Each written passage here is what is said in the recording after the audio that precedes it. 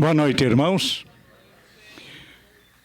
Boa noite, nosso presidente da AME do Rio Grande do Sul, Paulo Rogério de Aguiar. Boa noite, Bock, nosso vice-presidente. Boa noite, irmã Selma, nossa vice-presidente. Boa noite, nosso palestrante, nosso querido professor Moacir. Ao início do nosso trabalho, convidamos a todos para nos unirmos numa prece, nos dirigimos a Deus. Porque a Ti, Senhor, devemos esta oportunidade. Já nos sentimos reconhecidos por podermos estar aqui. Agora, dedicando a Ti esta vibração sincera de nossas almas. Que esses momentos transcorram com muita paz, com muita harmonia. Que possamos sentir as Tuas bênçãos e o Teu amor infinito, sustentando as nossas forças para o entendimento fiel do que buscamos, o esclarecimento espiritual. Abençoa o nosso propósito e seja feita sempre a Tua vontade. Que assim seja. Temos então a alegria, irmãos, de nos reunirmos mais uma vez em nossa casa em um novo encontro fraterno. Esta série de palestras que se realizam em nossa casa, promovida pela Associação Médico Espírita do Rio Grande do Sul. Ao iniciarmos esse trabalho, vamos ter a oportunidade agora de ouvir o Paulo Rogério a nos transmitir um convite que ele tem a fazer a todos nós. Boa noite a todos. Rapidamente, é uma lembrança, né, e um convite. Primeiro, agradecer a presença de todos, né, em mais um encontro fraterno. E lembrar que no dia 13 e 4 de julho, né, no mês que vem, portanto, a Mergs está organizando o Seminário Psicologia do Espírito, Projetos para um Bem Viver, né, que é um seminário que se propõe a comemorar os 26 anos da série psicológica da Joana de Ângeles, né. Então, o evento vai acontecer no Clube Farrapos, as inscrições estão abertas, né? E vai contar com toda a equipe ligada diretamente a esse projeto, né, da Psicologia Espírita, com os companheiros aqui da AME Rio Grande do Sul, Gelson, os professores dos cursos da Joana de Ângeles que a Mergs desenvolve, assim como o Sérgio Lopes, de Pelotas, o pessoal do Paraná, de Salvador, o Cláudio e a Iris Sinotti. Inicialmente, nós contaríamos com a presença do companheiro Divaldo, né? Mas, por motivos de saúde, ele nos pediu dispensa desse compromisso, e ele foi substituído também pelo nosso querido Haroldo Dutra Dias, né? Então, o Haroldo vai fazer a substituição do Divaldo. Então, estão todos convidados a participar. Quem tiver maiores interesses, né, para conhecer a programação, as inscrições, pode ter acesso através do nosso site, né, que é o www.amergs.org. Lá tem todas as informações e o link para se fazer as inscrições. Dia 13 e 4 de abril, né, do mês que vem. Vai ser sábado, de julho. Sábado de manhã e de tarde e domingo de manhã. Ok? Muito obrigado.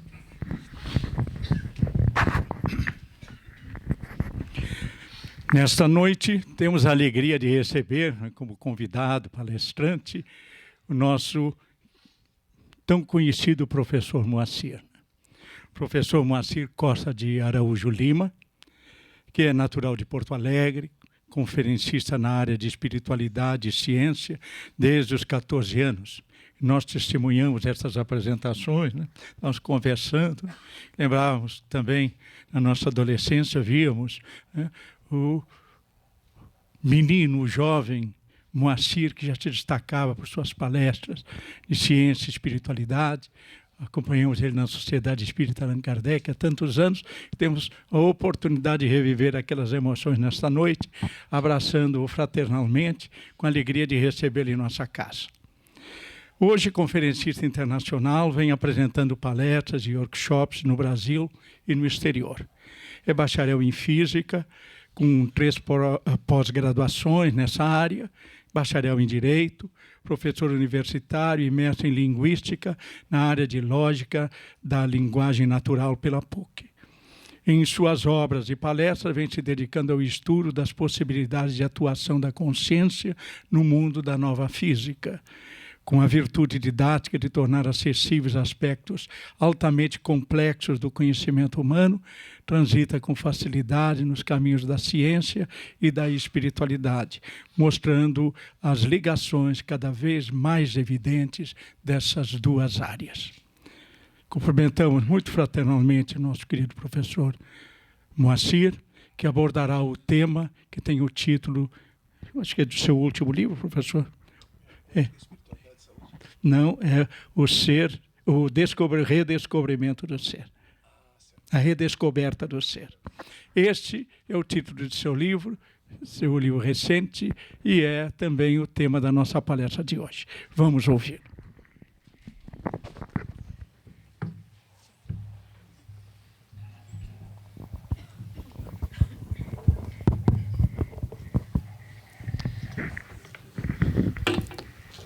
Boa noite a todos. Uma grande alegria estar aqui. E vamos fazer uma pequena troca em relação ao tema, que os slides selecionados foram Quântica, Espiritualidade e Saúde.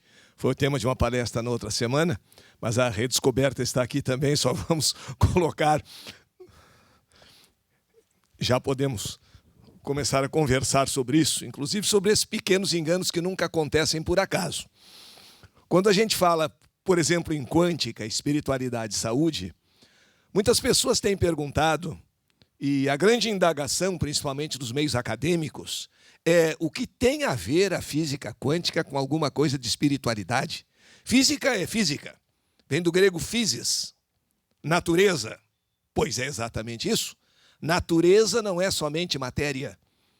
Quando a ciência nos descreve o universo, nós que acreditamos na ciência, nos preparamos para viver no universo de acordo com as leis que ela descreve.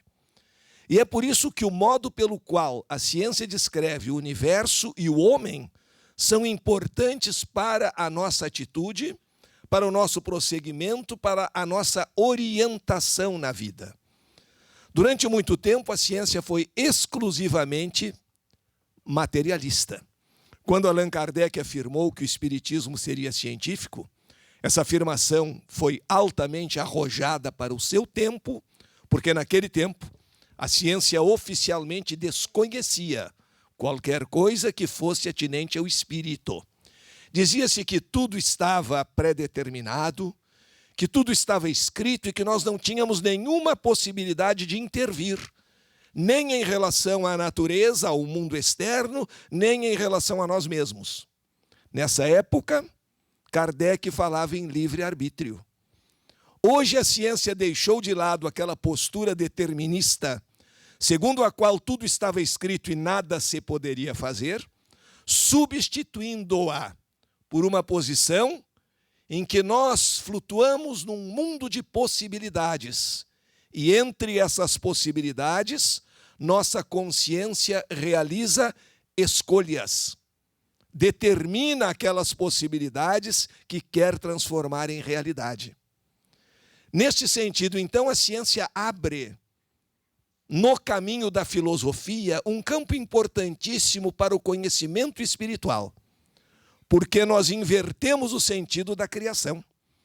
A ciência antiga pensava que a criação acontecia do mais denso para o mais sutil. Partia de partículas atômicas, átomos, moléculas, células e, finalmente, o pensamento. O pensamento seria simplesmente produção material das células que compõem o nosso cérebro. Hoje nós falamos na criação no sentido descendente. As coisas não acontecem do mais denso para o mais sutil, e sim do mais sutil para o mais denso. Sabemos perfeitamente, do terreno da psicologia, quanto nossos pensamentos podem nos beneficiar ou nos prejudicar. É impressionante a capacidade que o ser humano tem de fazer-se doente ou sadio. E tudo isso começa no plano mental. O pensamento é uma forma de energia. E agora que queremos nos redescobrir, agora que a ciência abre caminho para a filosofia da espiritualidade, nós temos que entender primordialmente essa força do pensamento. Essa capacidade enorme que nós temos de criar, e a criação é do mais sutil para o mais denso. Uma casa, antes de ser uma realidade material, habitável, foi o pensamento de um arquiteto ou de um engenheiro. Esse pensamento depois se transferiu para folhas bidimensionais, planas, para papel. E o materialista apressado diria: eu não vou morar nesse pedaço de papel. Não pode ser assim, alguma coisa está acontecendo errado. Ainda bem que ele não quis morar no pensamento do arquiteto. Mas do pensamento passamos para uma realidade bidimensional e dali pulamos para uma realidade em 3 dimensões. A casa habitável. Antes de ser casa, foi um pensamento. E hoje se entende cada vez menos verídica a possibilidade de o universo existir por simples acaso. Até porque temos na codificação: o acaso não é nada. E o nada não pode construir. Hoje pensamos diferente, pensamos numa inteligência suprema, pensamos num universo, segundo o dizer de Giordano Bruno, que não foi apenas feito por Deus, mas também foi feito de Deus. Porque como do nada nada se tira, a inteligência suprema, que existiu antes de o tempo existir, deu de si para a formação do universo. E é por isso que a doutrina espírita nos informa que o grau de consciência em desenvolvimento vai do átomo ao arcanjo, que também foi átomo. E nesta sequência, nós vamos realizando nossa tarefa evolutiva e vamos procurando nos redescobrir. E aí entendemos, por exemplo, que o conhecimento antigo, o conhecimento tradicional, sempre foi um conhecer para dominar. O homem buscou conhecer a natureza para dominar suas forças. E assim dominou a energia do átomo, tentou dominar a energia dos ventos, foi transformando um tipo de energia em outro, mas nesse conhecer para dominar, passou a querer dominar também o seu semelhante. De modo que se estabelecia a lei do mais forte e depois ela era substituída pela lei do maior conhecedor. Quem domina melhor os segredos da energia, domina melhor o mundo. Mas neste conhecimento, nós realizamos uma marcha verdadeiramente centrífuga. Ou seja, do centro para fora. Pouco conhecemos de nós mesmos, a ponto de Nietzsche ter afirmado que o homem é o grande desconhecido de si mesmo. Buscamos conhecer a natureza como se ela fosse alguma coisa fora de nós. O famoso método analítico, separar, dividir.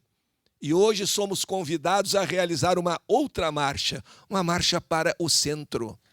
De que adianta conhecermos todo o universo se não conhecermos a nós mesmos? De que adianta dominar a natureza se não dominamos nossos impulsos? Se ficamos sem rumo, se não sabemos para onde dirigir nosso foco e nossa caminhada evolutiva? E é por isso que hoje nós nos voltamos para o autoconhecimento. E esse autoconhecimento, diferente do conhecimento rançoso, triste, aborrecido do passado, é um conhecimento que nos permite viver as alegrias. Há pessoas que cultivam a verdadeira filosofia do pessimismo. Eu estou aqui num vale de lágrimas, nós estamos aqui para sofrer, é para pagar pecado, ou de Adão e Eva, ou da outra vida. Não se preocupe com os pecados da outra vida, não dá para desfazê-los. Sabiamente o plano espiritual nos dará a oportunidade de resgatá-los, nos encontrando com uma pessoa que teremos a chance de ajudar, e aí sim nós estaremos realizando a nossa tarefa evolutiva. Mas, infelizmente, há pessoas que se perdem em complexas definições e não entendem o convite que a vida lhes faz para serem felizes. O Evangelho é uma mensagem de felicidade. Nós chamamos o Evangelho a Boa Nova. O que significa Boa Nova? Boa notícia. E o que fazemos quando recebemos uma boa notícia? Vamos chorar no canto? Ou vamos contar para os amigos e confraternizar com eles? A segunda atitude é uma atitude muito mais lógica. E por isso não podemos estar buscando o porquê da alegria e nos entristecendo, nos aborrecendo sem nenhum motivo. Há pessoas para as quais nós dizemos, por exemplo, eu estou muito alegre hoje. muito feliz. E do alto da sua capacidade de bitolarem a felicidade, o seu aparecimento, eles dizem: a primeira parte eu concordo.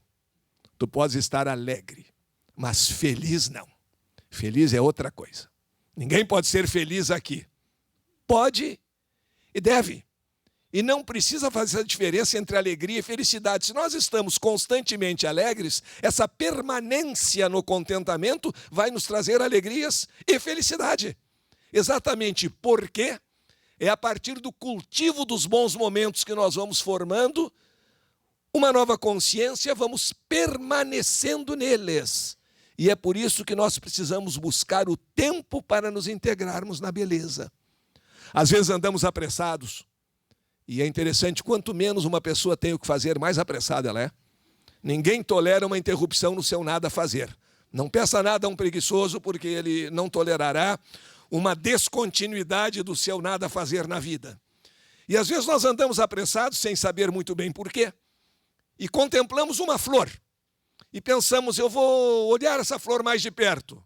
E logo, aquele nosso lado: tu não estás aqui para ver flores, tu não está aqui para ser feliz, tu está aqui para trabalhar, tu está aqui para pagar pecado. Diz: não, vai embora que não adianta. Não perca tempo com isso. Não é perda de tempo. Parar, olhar uma flor, aspirar o seu perfume, é uma experiência de integração na beleza. E uma experiência de integração na beleza é uma vibração positiva, compatível com as irradiações da inteligência suprema, da mente suprema, do supremo arquiteto do universo, como queiramos nós denominar. E é nesse sentido de se admirar das coisas que Jesus e Einstein concordam. Jesus disse que deveríamos nos tornar como as crianças, em sua espontaneidade, em sua alegria, para chegarmos à casa do Pai. E Einstein disse que a maior e mais importante qualidade do cientista é perguntar por quê. É interrogar, é fazer como a criança, é deslumbrar-se com as coisas. Nós, lamentavelmente, às vezes vivemos momentos em que não nos admiramos de mais nada. E porque não nos admiramos de mais nada, passamos a viver em piloto automático. Aperta o botãozinho e a luz acende. Se não acender, chama o técnico. Agora, não sei por que, ao apertar o botãozinho, a luz acende. A criança quer saber por quê. Então, segundo Einstein, segundo Jesus, nós temos que nos tornar crianças nesse sentido, de podermos viver com espontaneidade, com alegria, as nossas emoções. Esse tornar-se criança é integrar-se na beleza, é ter sinceridade de propósitos e se admirar das coisas da vida. Esse milagre extraordinário que nós recebemos a cada dia. Mas alguns, ao acordar, fazem a sua contabilidade às avessas. Acordam de manhã e já gastei mais um dia que foi o de ontem, já perdi mais um.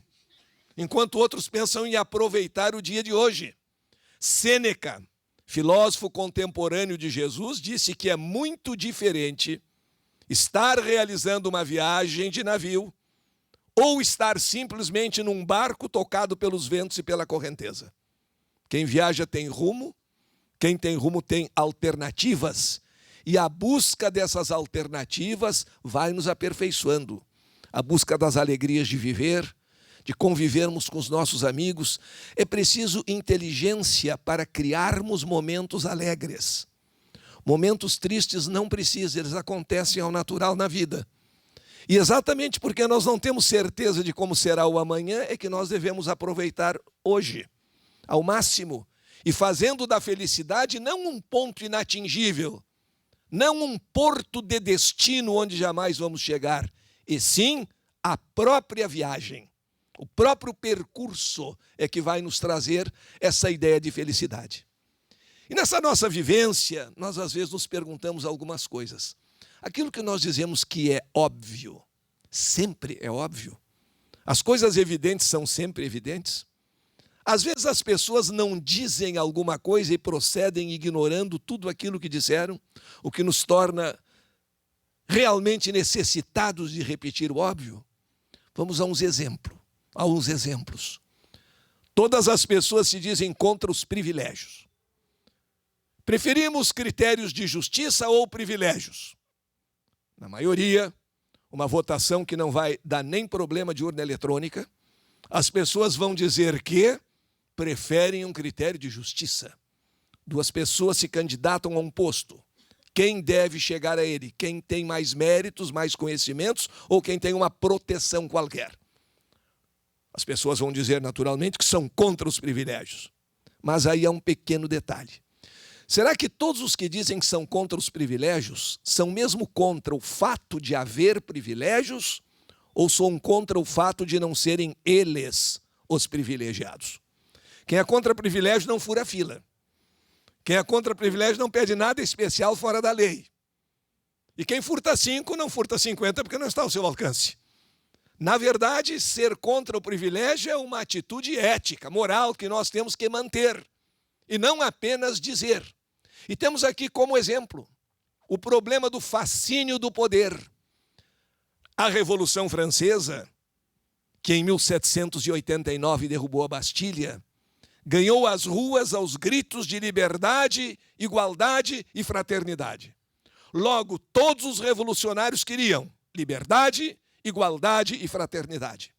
Mas quando a Gironda chega ao poder com Robespierre, a guilhotina foi muito mais ativa do que os ideais de liberdade, igualdade e fraternidade. O próprio Danton, a voz da revolução, é guilhotinado por contrariar o tirano Robespierre. Robespierre queria liberdade, igualdade e fraternidade. Robespierre era contra os privilégios. Era? Ou se dizia? Era pela liberdade. É muito fácil clamar por liberdade quando estamos oprimidos. Mas quando temos o poder de oprimir, se torna um pouco mais difícil. E essa atitude coerente de querer liberdade quando se precisa dela e dar liberdade quando temos o poder material de cercear a liberdade do outro, caracteriza uma consciência em evolução.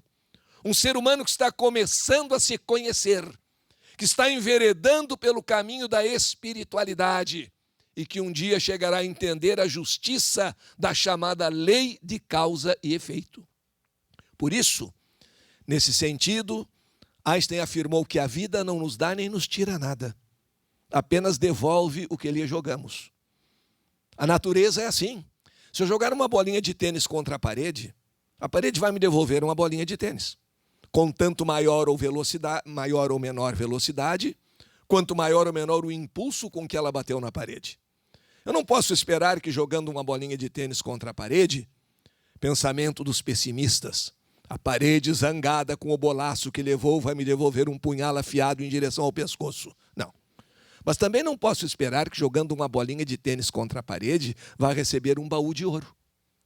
A parede ficaria agradecida da bolada que levou e me mandaria de volta um baú de ouro. Não.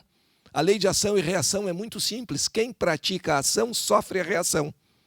E a reação é uma força de mesma intensidade e de sentido contrário. E porque a vida não nos dá nem nos tira nada, nós temos que começar a entender o menos para chegarmos a entender o mais. Temos, por exemplo, no caso da semeadura, a famosa parábola dos talentos. Um recebeu 5, outro 3, outro 1. Muitos talentos são recebidos de modo adiantado. O que recebeu 5 ficou contente, produziu 10. O que recebeu 3 não precisou, não se preocupou com os 5 que o outro recebeu e produziu 6. Fez render os seus talentos. Mas o que recebeu 1, enciumado com os outros, enterrou o talento, escondeu o talento. E quando o Senhor lhe pediu conta dos talentos, acusou o Senhor. Sei que o Senhor é muito rigoroso. Colhe onde não semeia. Diz uma barbaridade dessa contra o Senhor. E eu fiquei com medo e enterrei o talento que recebi, porque os outros receberam muito mais. É preciso que se entenda naquela parábola do Evangelho que quando se faz a distribuição dos talentos, há uma pequena linha que alguns não interessou ler. A cada um de acordo com o seu merecimento. E às vezes um adiantamentozinho de acordo com a sua possibilidade. Muitos talentos nós recebemos adiantadamente. Ainda talvez não mereçamos todos, mas temos que dar conta deles. Por quê? Porque os talentos são do Senhor. Os talentos são do plano espiritual. E nós os recebemos para fazê-los render aqui no plano material. Em todos os sentidos nós encontramos isso. Paz, Todos querem. Também a paz será vencedora num mundo em que se faça uma pesquisa: desejas a paz ou a guerra? A paz. E como a maioria das pessoas desejam a paz e nós temos um mundo de tantas guerras? Porque muitas vezes se deseja a paz quando não se é contrariado. Meu vizinho concordou com a minha proposta de reforma do prédio. Meu vizinho é gente muito boa. Meu vizinho não concordou com a minha proposta. Eu estou em guerra com meu vizinho. E isso, levado para o plano das nações, dá aquela intolerância que nós vivemos, em que cada um quer impor o seu ideal.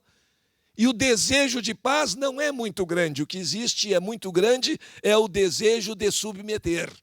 É o desejo de ser obedecido, que é completamente diferente do desejo de paz, que respeita a posição do outro. Mesmo na ciência, os cientistas muitas vezes gostam daquelas teorias que confirmam aquilo que eles já diziam. Mas essa não é a mentalidade científica. O cientista, ao descobrir um determinado fenômeno, uma certa lei da natureza, não procura só a comprovação, ele procura principalmente a contraprova, para saber como deve enunciar sua lei. Digamos que alguém saia pelo mundo a procurar, a pesquisar cisnes, e veja cisnes brancos, e já encontrou 500, 1.000, 2.000, 5.000 cisnes brancos. Ele está estudando cisnes. A sua tendência é dizer: todos os cisnes são brancos. Mas ele busca a contraprova, ou seja, ele está louco para encontrar um cisne que não seja branco. Para quê? Para poder dizer que a maioria é constituída de cisnes brancos, que tanto por cento dos cisnes são brancos, para não cair no erro de uma generalização, daquele salto que o filósofo Hume chamou salto no escuro, em que nós generalizamos perigosamente, como costumam fazer muitas vezes os adversários gratuitos da doutrina. Descobrem uma fraude e dizem: todo fenômeno espírita é fraude. Descobrem um engodo e dizem que tudo é engodo. Descobrem um engano e dizem que tudo é engano. Ao invés de, pelo menos, estatisticamente realizarem uma pesquisa que lhes daria outras condições. Mas essa aversão ao novo, esse medo do novo, é muito comum, mesmo dentro da própria ciência. Vamos dar um exemplo. Quando Galileu Galilei montou o telescópio e descobriu alguns satélites em Júpiter, alguns colegas seus, enciumados, aliás, é uma coisa interessante e pouco conhecida, quem denunciou Galileu à Santa Inquisição não foram os religiosos, foram os seus colegas de ciência, porque ele tinha apoiadores do lado religioso e do lado científico, e tinha também adversários das suas ideias nos dois lados, inclusive entre seus amigos o Papa Urbano VIII, que permitiu a publicação da sua obra. Mais adiante, essa permissão foi revogada e o livro foi para o Index Librorum Prohibitorum, ou seja, lista dos livros proibidos. Mas o colega de Galileu, chamado Cremonini, disse que Galileu havia inventado esses novos satélites em Júpiter só para ganhar mais dinheiro com horóscopo. Galileu, nas horas vagas, fazia horóscopos. Então ele teria inventado esses dois satélites só para ganhar mais dinheiro com horóscopo. Aí Galileu convidou Cesare Cremonini a olhar no telescópio. E vejam o procedimento de um cientista. Nem sempre os cientistas pensam cientificamente. Cesare Cremonini se recusou a olhar no telescópio e alegou duas razões altamente científicas. Primeira, o aparelho era muito feio. Segunda, o aparelho produzia ilusões. Ponto final. Não vi, mas continuo com a mesma ideia. Tipo as pessoas que, ao serem consultadas sobre um livro, dizem: não li e não gostei. São um prodígio intelectual. Porque nós, outros seres comuns, primeiro observamos para depois concluir, enquanto eles conseguem concluir sem observar. E é por isso que naquela parábola dos talentos, aquele que esconde o seu talento, esconde a sua possibilidade. Ao invés de produzir mais, funda o movimento dos sem talentos e sai a resmungar da vida, é preciso que a gente se dê conta de que cada um de nós pode prestar um serviço à nossa própria evolução. E esse serviço não deve ser transferido e nem deve deixar de ser feito sob pretexto de que os outros têm talentos maiores. Porque a matemática nos ensina isso muito bem. Quando nós estamos trabalhando só com os números naturais, mais adiante com os números relativos, existe um critério que permite dizer comparando dois números, qual deles é o maior. Mas quando se trabalha com os números complexos, todas as tentativas de definir se um número é maior ou menor do que outro falharam. No campo complexo isso não existe. Nós somos seres altamente complexos. Então será sempre perigoso dizer que João é maior do que Pedro ou que Pedro é maior do que João. Todos nós temos nossos talentos e até nossas atividades setoriais. Alguém poderá ser um melhor músico do que outro, mas se os dois forem bons músicos, há alguma divergência de ideias. Agora, como pessoa, como ser, nós estamos percorrendo o caminho da evolução e realizando as nossas tarefas de acordo com a nossa possibilidade. Por isso, hoje a gente tem entendido que é possível não só buscar, viver a felicidade, de ir conhecendo a verdade, de ir descobrindo novos talentos, novas amizades. E por isso, para ser feliz, é preciso não complicar nem informar. Não é informar, é informar. Lamentavelmente, nossas academias, muitas vezes, mais nos informam do que nos informam.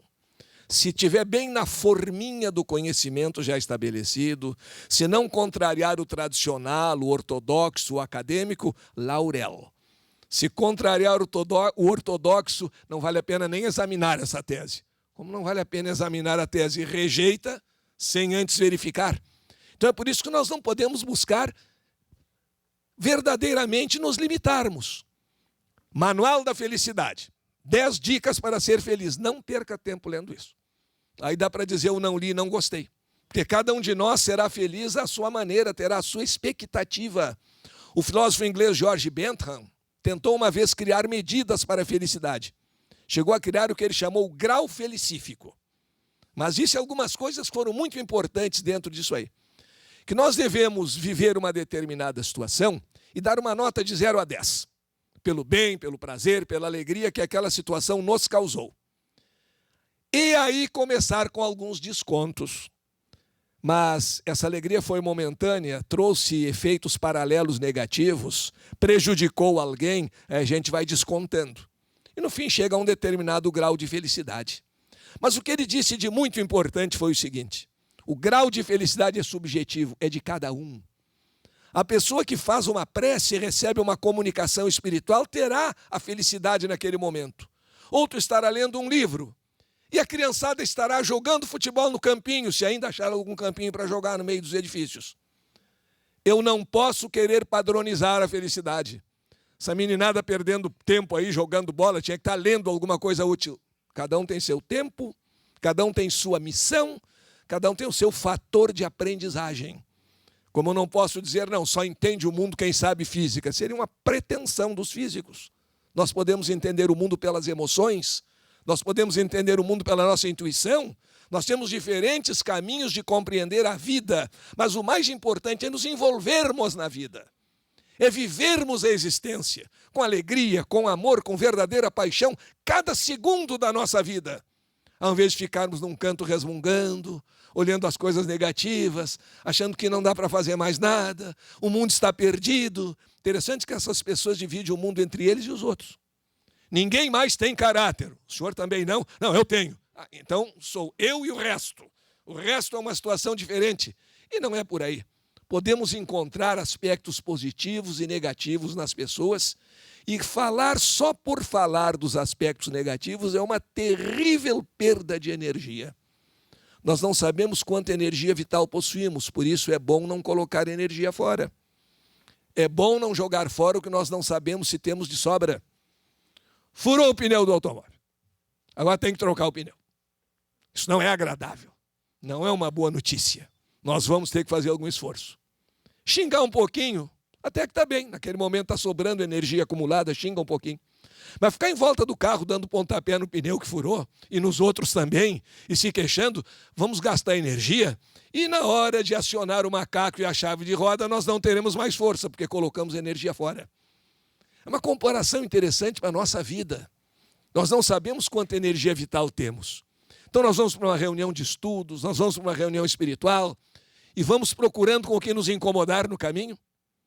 Hoje eu sei que tem reunião espiritual. E sei que os obsessores vão procurar criar acontecimentos para me incomodar no caminho. Olha lá, aquele lá já vai se atravessar na minha frente, já não vai dar certo. Deixa de punir o obsessor, de culpar o obsessor por tudo. Eu vou para a reunião e vou encontrar aquela criatura que nunca concorda com o que eu digo. É bom quando concorda com o que eu digo, eu fico contente. Quando não concordo, já a liberdade de expressão já não é tão alta. Então vamos nos livrar destas peias que nós mesmos criamos para a nossa evolução e nos integrarmos na vida, numa natureza de harmonia, de felicidade, porque cada um de nós carrega consigo uma atmosfera mental que nós mesmos criamos, que pode ser de amor, de progresso, de conhecimento ou de queixume. Por isso que se diz que cada ocasião da vida pode ser especial. Essa história de guardar as coisas para uma ocasião especial que nunca chega é muito perigoso. São muito comuns aquelas histórias de uma pessoa, por exemplo, comprou um vinho especialíssimo, mas vai guardar o vinho para beber numa ocasião muito especial. Está em casa, reunido com os filhos, com a mulher, quem sabe até no dia dos namorados. Não, mas ainda não chegou aquele dia, porque esse vinho merece aquele dia. Aí o filho se forma, ainda não chegou aquele dia. Pode acontecer, e muitas vezes acontece, a seguinte conversa, que se tem dúvida se a pessoa vai ouvir ou não. Coitadinho, gostava tanto desse vinho. Vamos abrir em homenagem a ele hoje, que ele está partindo para um mundo melhor, para o plano espiritual. Vamos abrir aqui em homenagem a ele antes que esse vinho estrague. Pode ser o mesmo com uma camisa, com qualquer coisa. Ocasião especial a gente fabrica, a gente faz. As pessoas estão com os amigos, estão contentes. Vou fazer um brinde agora. Não, coisa ridícula fazer um brinde. Mas gostei tanto disso que o meu filho disse, vou dar um abraço a ele que está abraçando à toa. Não tem abraçar à toa, abraçar é bom. Um abraço é um passe espiritual quando é dado com amor de altíssima transferência de energia. Muito maior do que aquela que nós obtemos quando vamos tomar o passe pedindo para o vizinho deixar de nos incomodar. No nosso plano mental, fazendo uma briga e, portanto, não sintonizando. Isso significa otimizar o uso da energia vital. Não botar energia fora porque não sabemos quanto temos. Por isso, quando de repente recebemos uma ofensa na rua sem saber por quê, tem que ver de quem, se vale a pena responder ou não. Às vezes se encontra em um remanescente do Neandertal. Primeira encarnação depois de ter sido o Pithecanthropus erectus, o homem de Java. Sai com uma grosseria completa sem nenhum motivo. A gente tem vontade de reagir. Mas aí temos que ser utilitaristas. Vale a pena? Teremos duas derrotas. Uma que para reagir, naquele nível, nós teremos que baixar de nível. Ou não estamos num nível tão bom quanto imaginamos. Segundo, vamos perder. Porque em matéria de grosserias, há pessoas que são absolutamente insuperáveis. A gente ainda vai pensar, será que dá para dizer tal coisa? Não é muito pesado? Enquanto a gente pensa, ele já disse. E já disse, não vamos perder para ele. Então não gasta energia à toa nesse sentido. Veja se vale a pena a resposta. Faça como dizia o Nietzsche, quando alguém me sai com uma grosseria, eu mando logo atrás disso um pensamento inteligente. Pode ser que o pensamento inteligente alcance a burrice e consiga transformá-la. Mais ou menos por aí tem que ser o nosso tipo de vibração. Até porque, falando sob o ponto de vista pragmático, não vale a pena. Nós às vezes achamos que somos o centro do mundo. O sujeito me fechou no trânsito, isso foi comigo. Não, ele está fechando todo mundo, ele está meio doido, o problema é dele. Não, mas eu vou atrás dele e vou dizer alguns desaforos. Vai. Mas não se sabe com quem se está lidando. Pode ser que ele responda o desaforo com um tiro. E nós vamos lá no plano espiritual tomar conhecimento do que aconteceu, que não era bem para fazer isso, que não precisava, tudo aquilo. Então, vamos ser práticos e fazer o bom uso da nossa energia vital. E com isso é preciso que a gente entenda que não se pode fazer a apologia do sofrimento. Chamar esse mundo aqui de vale de lágrimas e tal, tudo bem, mas é exagero. Tem algumas coisas boas também nessa vida. E essas coisas boas é que nós devemos viver. Não achar que nós estamos aqui para sofrer, para pagar pecado, que não é isso. Nós estamos aqui para aprendermos a amar e para sermos felizes. Resgates existem, obviamente, mas não vamos pensar que o plano espiritual seja desinteligente. Fulano morreu atingido por uma bala perdida. Não foi bala perdida, foi bala achada. Na encarnação passada ele matou alguém e agora veio para morrer.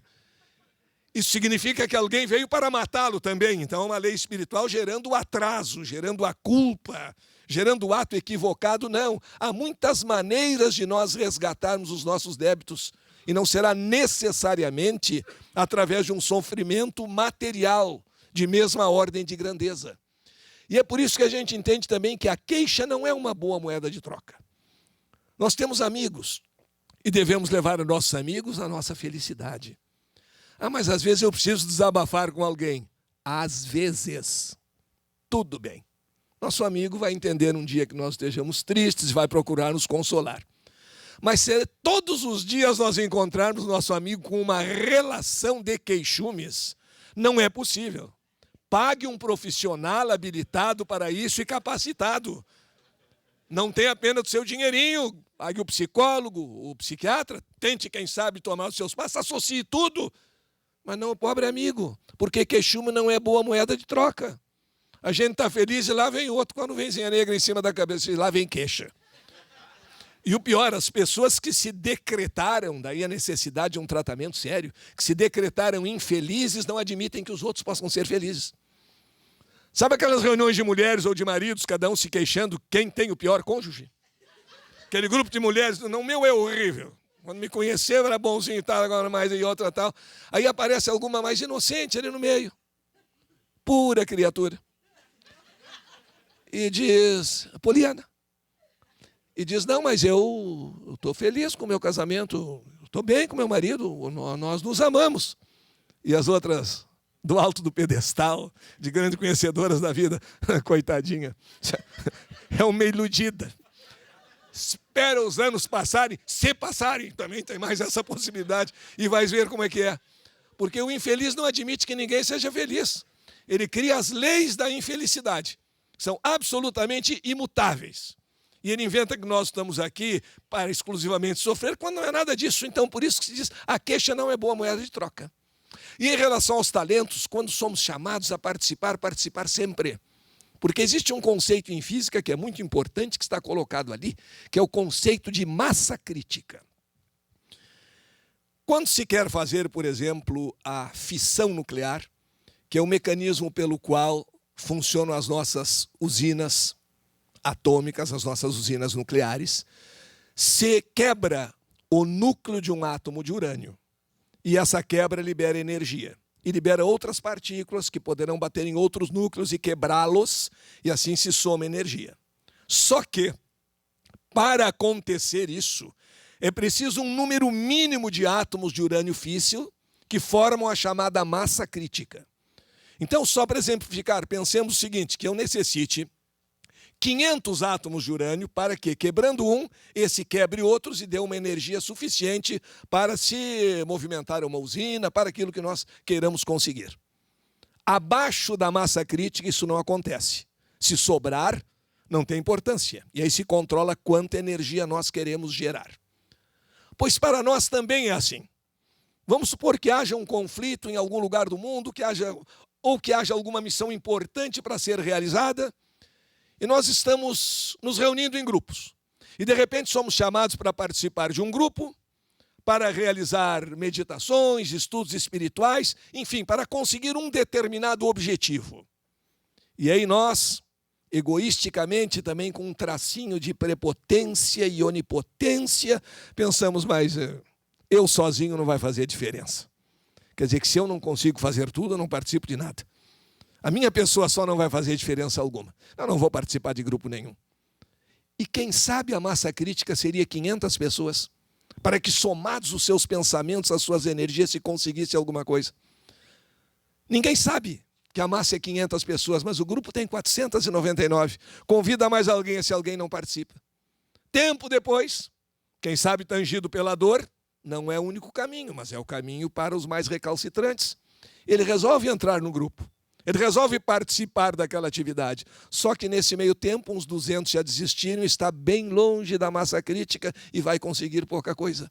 Por isso, o chamado para servir é sempre uma oportunidade para crescermos, para realizarmos a nossa tarefa, para cumprirmos os compromissos que temos com a nossa própria consciência diante da lei da evolução. E aí nós pensamos, devemos pensar, Deus é nós ou devemos pensar Deus em nós? Em 1935 houve um encontro importantíssimo entre o maior físico da época e o maior místico e poeta. De um lado, Einstein, de outro lado, Rabindranath Tagore. Toda a imprensa do mundo cobriu o encontro e achou que seria um choque de inteligências, um conflito de ideias. Mas não foi um conflito de ideias que aconteceu. E o encontro foi na casa de Einstein. Quando o Rabindranath Tagore chegou à casa de Einstein, Einstein abriu a porta e disse: você falou que nós nos tornamos grandes de fato quando crescemos em humildade. E eu acredito nisso. E aí começaram a discutir. Einstein ainda era, na época, muito rebelde em relação a algumas coisas da física quântica. E começaram a discutir o problema da objetividade ou da subjetividade. Um objeto que esteja nessa sala continua a existir quando ninguém está a observá-lo? Essa é a discussão entre o mundo objetivo e o mundo subjetivo. E chegaram a uma conclusão interessantíssima.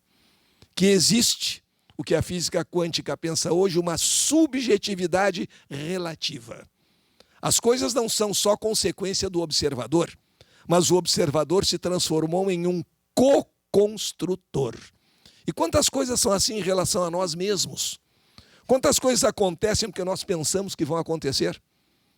Aqui no Rio Grande do Sul, não era dito durante muito tempo que a mistura de melancia com leite era uma mistura fatal? Quanta gente se esqueceu, comeu os dois e depois passou mal. Passou mal porque acreditou, e acreditar é diferente de querer acreditar. Ter fé é diferente de querer ter fé. E no momento que acreditou, produziu todas as condições orgânicas de um sistema digestivo difícil. Então, nós somos co-construtores da realidade. E quando Einstein pergunta a Tagore, será possível conhecer a mente de Deus? Essa expressão que os físicos usam no sentido de querer buscar o propósito, o princípio de todo o universo, Tagore responde a Einstein que é através da nossa consciência. Porque se em nossa consciência não houvesse condições de pelo menos nos aproximarmos, se não houvesse condições de sentirmos Deus, Deus não existiria. Para nós, pelo menos, para a nossa percepção. Por isso, Deepak Chopra, estudando meditadores, verificou que os meditadores do Tibete, que se reúnem meditando sobre compaixão, conseguem, por exemplo, em uma manhã extremamente fria, temperaturas abaixo de zero, nevando lá fora, tiram sua túnica, mergulham em uma água fria, colocam sobre o corpo e meditando conseguem fazer com que a água toda evapore, não sentem frio e não adquirem pneumonia. E esses meditadores têm seus lobos frontais aumentados, uma marca da presença da divindade, do nosso contato. E aí Tagore ainda diz a Einstein, temos que lembrar que existiu um não-tempo num não-espaço. Um não-tempo num não-espaço seria exatamente antes do Big Bang. E Tagore estava até mais preparado naquele momento para entender o que seria depois a física quântica do que o próprio Einstein. E o Tagore diz, deixe a alegria brincar nas bordas da sua vida, como o orvalho despreocupado brinca nas bordas da flor. Permita-se viver, permita-se ser alegre, sem preocupações imediatas, e tempo e espaço. E nesse momento se revela também, quando nós pensamos hoje e falamos na criação no sentido descendente, o Livro dos Espíritos, na questão 38, quando Kardec pergunta aos espíritos qual a melhor forma de se entender a criação do mundo. E eles dizem que, embora metaforicamente, a melhor expressão é a expressão da Bíblia. Era o faça-se a luz. Mais adiante, e antes das descobertas atuais da física quântica, Chico Xavier afirmou que a matéria era luz coagulada. Era luz abaixo teor vibratório. E hoje a teoria das supercordas, a mais usada na física contemporânea, diz que tudo que existe no universo resulta da vibração de pequeníssimos e invisíveis filetes de energia, chamados supercordas, que ao vibrar produzem a matéria e todas as suas características. Filetes de energia significa energia eletromagnética. Energia eletromagnética quer dizer luz, que pode ser visível ou invisível. E como nós somos filhos da luz, nós somos naturalmente voltados para ela. E voltar-se para a luz é realizar esta verdadeira tarefa de amar a vida e perpetuarmos a nossa felicidade. Deepak Chopra tem afirmado que a iluminação é nosso direito de nascença. A iluminação não é uma possibilidade vaga que nós podemos chegar, atingir ou não. É um direito nosso. É para a iluminação que nós somos criados por Deus e de Deus. E com isso nós temos também as marcas dessa atitude espiritual no próprio plano físico. Os nossos traços fisionômicos também são reveladores das nossas preocupações, da nossa felicidade, da nossa angústia, da vida que nós vivemos e do foco que nós temos na vida. E hoje então nós entendemos, a ciência tem entendido, como entende a doutrina espírita, que a consciência está na origem de todos os fatos. A suprema consciência, a consciência espiritual de todos nós estamos entendendo perfeitamente que nós não temos um espírito. Nós somos um espírito. Nós temos um corpo. A propriedade é o corpo, não, o espírito é o proprietário, é o centro.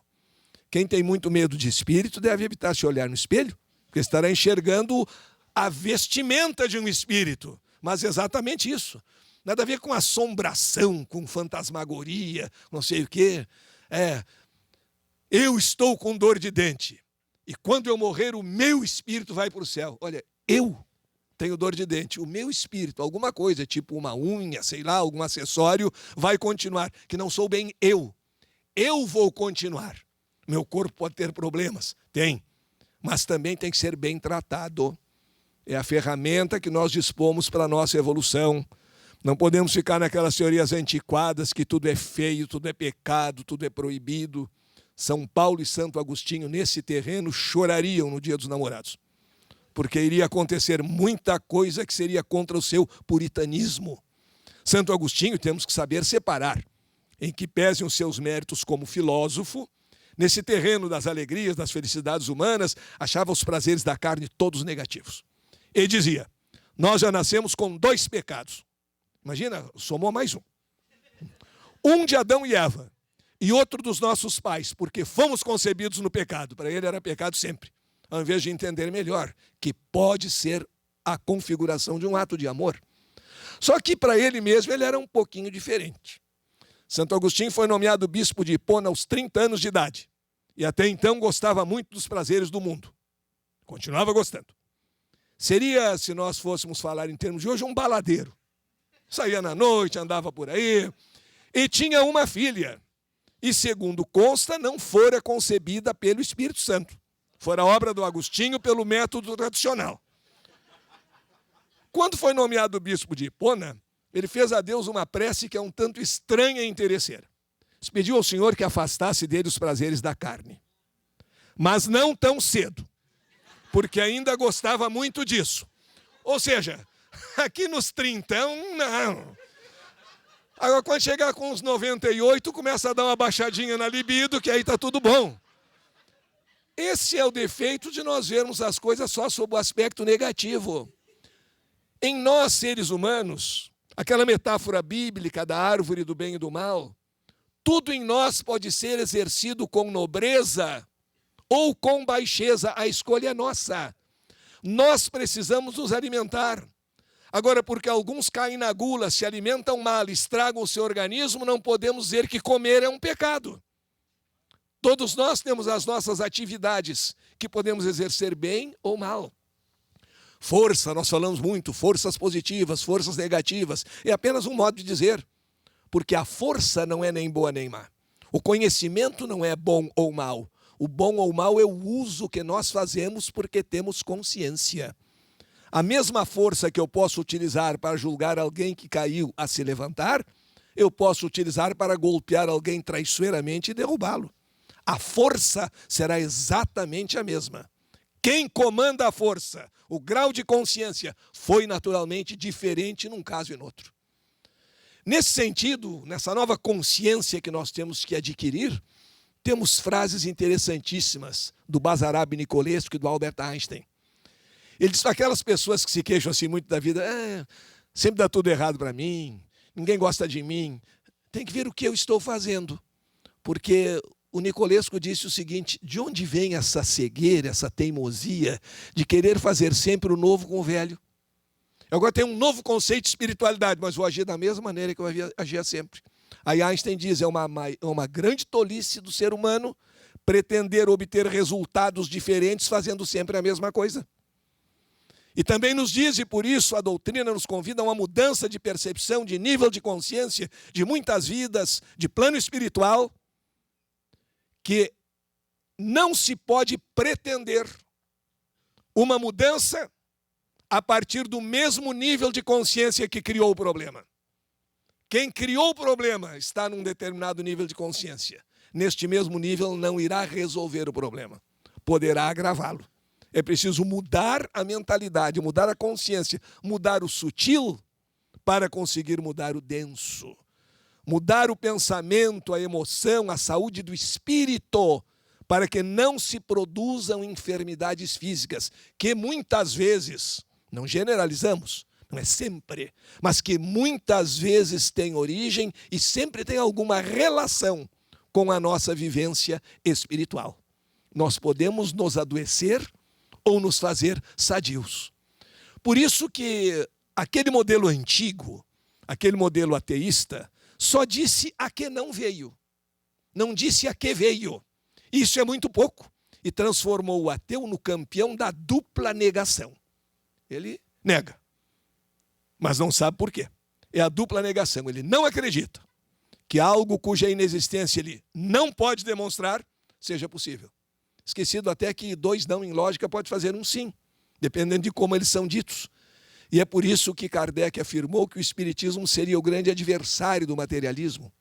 Não no sentido de inimigo, não no sentido daquela lógica perversa que as pessoas usam para combater aqueles que não pensam como elas. Não é isso. Se nós entendermos a reencarnação, nós saberemos que cada um percebe no nível em que está preparado para perceber. Que cada um tem o seu grau de percepção e de evolução. Mas há uma lógica muito perversa que é praticada pelos fanáticos. É preciso combater o mal. Todos estão de acordo. Mas o mal é uma entidade abstrata. E age aqui no nosso plano através dos maus. Então, já que não dá para combater o mal, entidade abstrata, vamos combater os maus. E já que nosso desejo é exterminar o mal, vamos exterminar os maus. E quem são os maus? São aqueles que não pensam como eu penso. E aí está feita a guerra de religião, está feito o fanatismo, está feita toda a intolerância. O espiritismo é fundamentalmente para quem entende. Nem todos entraram no espírito mesmo da doutrina, é fundamentalmente uma mensagem de tolerância, de compreensão, de saber conviver com quem não pensa como nós pensamos. Respeitar a alteridade, a escolha, o pensamento do outro, desde que não seja um pensamento destrutivo. Mas temos que entender outro detalhe importante: respeitar não é aderir. Aí a minoria grita, queremos ser respeitados. Tudo bem, façam como quiserem, estão sendo respeitados. Mas vocês também têm que fazer como nós fazemos. Acabou a minoria, vai ser tudo massa de manobra. É uma manada só, todo mundo pensando a mesma coisa. Portanto, respeitar não é aderir. Nós respeitamos, por exemplo, todas as atividades religiosas bem intencionadas. Nós respeitamos a missa, eu particularmente respeito a missa, um momento de oração, o que não significa que se eu respeito a missa, eu deva também me confessar. Mas há pessoas que se confessam, e nós respeitamos, mas não precisamos aderir. Como se alguma pessoa disser, olha, passe eu não quero tomar nunca na minha vida, nós não vamos obrigá-la a tomar passe. Cada um faz a sua escolha. Cada um respeita a escolha do outro, mas não significa que tenha que aderir ao pensamento do outro. E é nesse sentido que se reforça aquela ideia que não há o maior ou o menor. E a vida nos devolve aquilo que nós lhe jogamos. Antes de nos queixarmos, temos que rever as nossas atitudes. Ninguém me ama, ninguém me quer bem, não sei o que está acontecendo. Será que nós jogamos amor? Aquela historiazinha, será que o óbvio é sempre óbvio? Todo mundo sabe que a semeadura é livre, mas a colheita é obrigatória. Quem planta trigo, pode escolher, com uma razoável possibilidade de acerto, de colher trigo. Quem planta urtiga deve esperar colher urtiga. Existem muitas pessoas que dizem isso. Aí semeiam um urtigal, nem sei se urtiga pega de semente ou de muda, mas plantam um urtigal e depois de Deus não me ajudou, o trigo não nasceu. Deus não é nosso guarda-costas de plantão, tem muito o que fazer no universo para estar preocupado em fazer uma alteração nas leis naturais só por nossa causa. Temos que verificar como nós procedemos. Queremos amor e fazemos o quê? Como aquele marido que está em casa no sábado de tarde, a mulher saiu, chega no fim da tarde, dia de verão, cansada, nem imaginas. Passei o dia lá no cabeleireiro, era uma espera medonha, e vai para uma sala para outra, marcaram uma hora, apareceram na outra, uma confusão total. E ele olha para ela e diz, e com tudo isso, não te atenderam, né? Depois uma mensagem assim, tão positiva, estás tão bonita, tão agradável. Espera o quê? Esperamos depois uma noite de romance, de enlevo, de amor, ternura e poesia, não. Lei de ação e reação, a toda ação corresponde uma reação de mesma intensidade, sentido contrário. O pessoal pode querer até tolerar, mas nós não criamos o ambiente propício. Essas pessoas que dizem ninguém me entende, é porque querem ser simplesmente seguidas e não compreendidas. Porque a compreensão pode envolver um debate. Há uma diferença entre propor e impor. E essa diferença entre propor e impor nos mecanismos educacionais é fundamental. Hoje nós desenvolvemos também a ciência noética, a parapsicologia. Não é o nosso assunto de hoje, isso é assunto para uma palestra inteira. As novas descobertas da parapsicologia, hoje chamada ciência noética. Mas sabemos que existe uma percepção além dos sentidos. Neste particular, Kardec contrariou Aristóteles. Aristóteles dizia que nada poderia existir na mente do homem sem ter passado pelos sentidos. Kardec disse que havia outras formas de percepção, e hoje a ciência noética, nome contemporâneo da parapsicologia, prova que nós temos percepção extrasensorial, que significa exatamente uma percepção independentemente do mecanismo dos sentidos.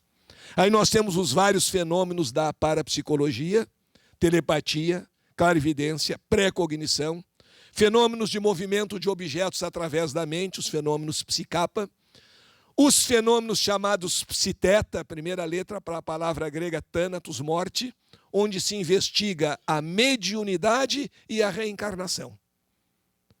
Portanto, esse novo homem que vai se redescobrindo não é o homem apenas dos 5 sentidos físicos. É o homem espiritual, é o homem com capacidade de telepatia, de clarividência, de pré-cognição.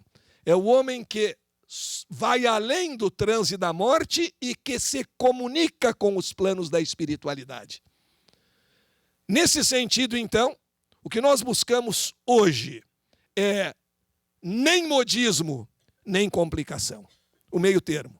Nem o modismo. Surgiu uma teoria nova. Nós podemos nos alimentar de energia solar, não precisamos comer. Então pronto, vou passar fome e vou me alimentar da energia solar. Sobre ela ainda não inventaram o imposto, mas não duvidem. Tudo é possível. Esses problemas todos que nós temos que entender com racionalidade, com lógica. Não nos cobrar uma vida só na espiritualidade, que não é o que nós temos. Viver em harmonia. O mais perigoso de tudo é a meia-verdade.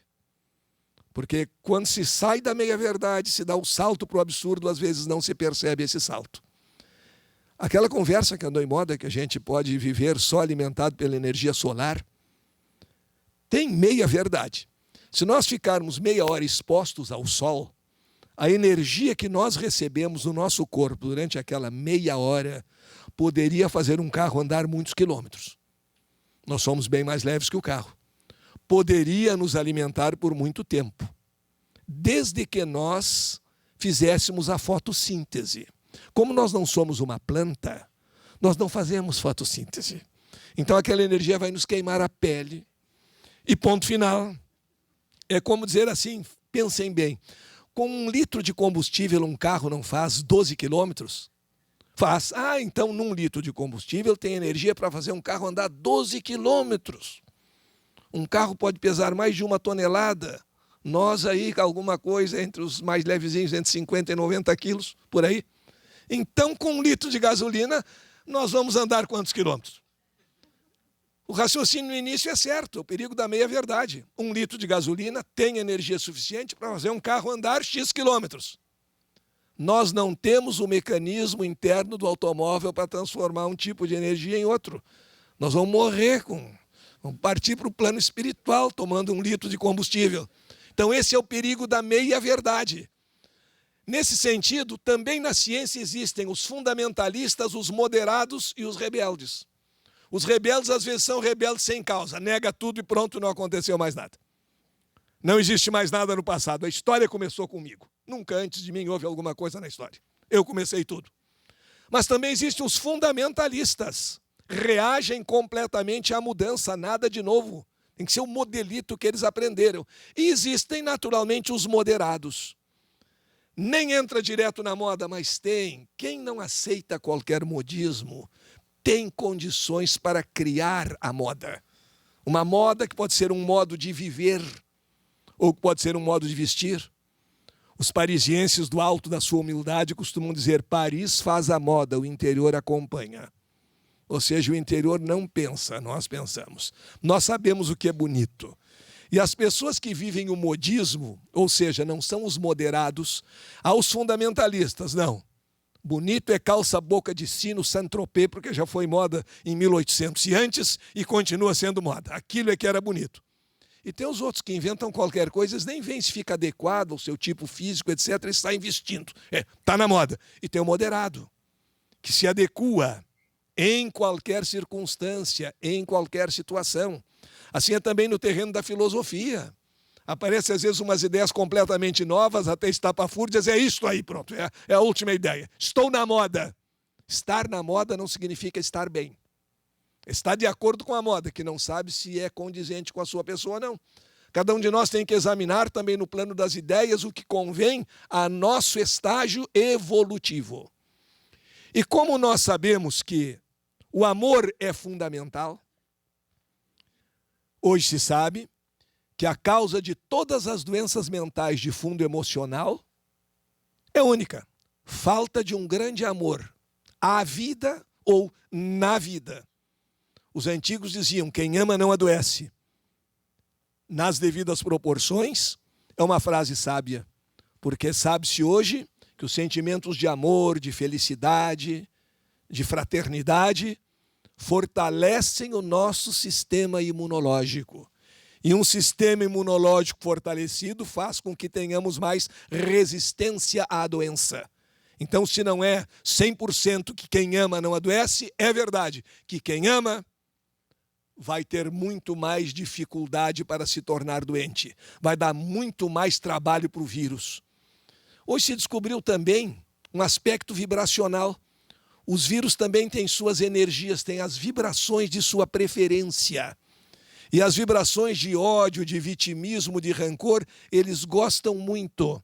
Eles percebem uma rádiozinho tocando naquela frequência, eles vão lá. Vão descobrir onde é a sede da estação para falar com o próprio locutor ao vivo. E a estação somos nós nesse caso. Por isso, com amor e perdão, nós podemos fazer a vida valer. E o perdão, todos os grandes luminares falaram no perdão. Kardec, Jesus, Buda, Gandhi, por que todos falaram no perdão? Porque perdão é libertação. Há duas maneiras muito eficientes de ficar ligado a alguém: amar ou odiar. A primeira faz bem para os dois, a segunda faz mal, principalmente para quem odeia. O outro, às vezes, nem toma conhecimento disso. Às vezes recebe alguma vibração, que dá para dar alguma flambadinha nele, mas não é tão essencial. Agora, aquele que está odiando o tempo inteiro, esse está passando mal. Está produzindo químicos altamente negativos no seu hipotálamo, envenenando e viciando suas células nisso aí. Por isso que amar requer também a capacidade de perdoar. Imagine o desgaste de energia de nós ficarmos dedicando a alguém por ódio. Eu não sei quantos anos eu quero viver, mas eu quero que seja o suficiente para retribuir o desaforo que aquela pessoa me fez. Nós estamos vivendo em função da outra pessoa, orbitando ali, nos ofendendo com qualquer coisinha que nos dizem. Depois, mas essa pessoa significa o que para ti? Significa muito? Não, mas ela disse tal coisa. É vaidade. Não poder ouvir nada. Se veio de quem não nos merece atenção, para que discutir? Para que perder tempo com isso?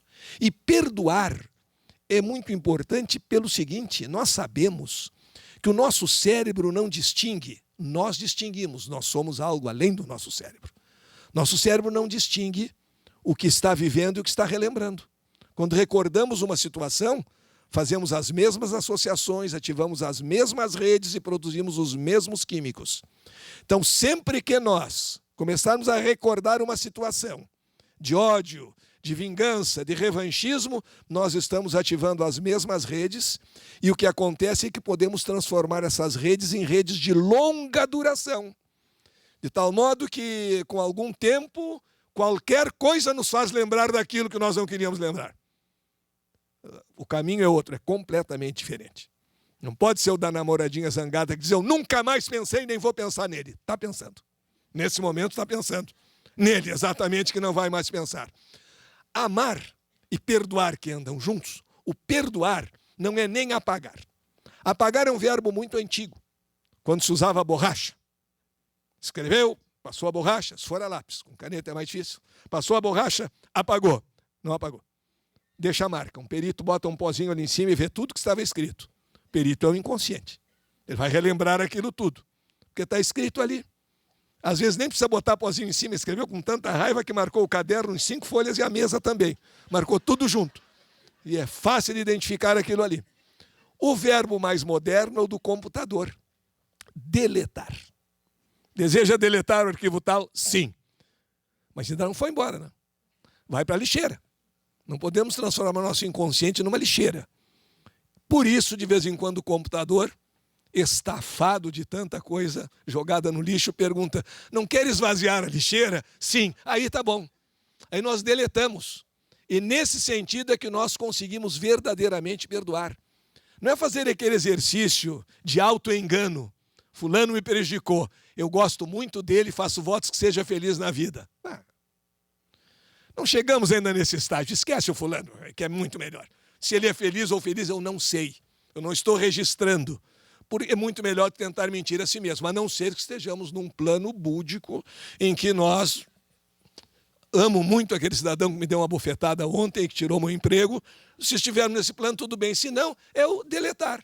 É não viver ressentido. Nós temos muito mais facilidade para lembrar coisas negativas que coisas positivas.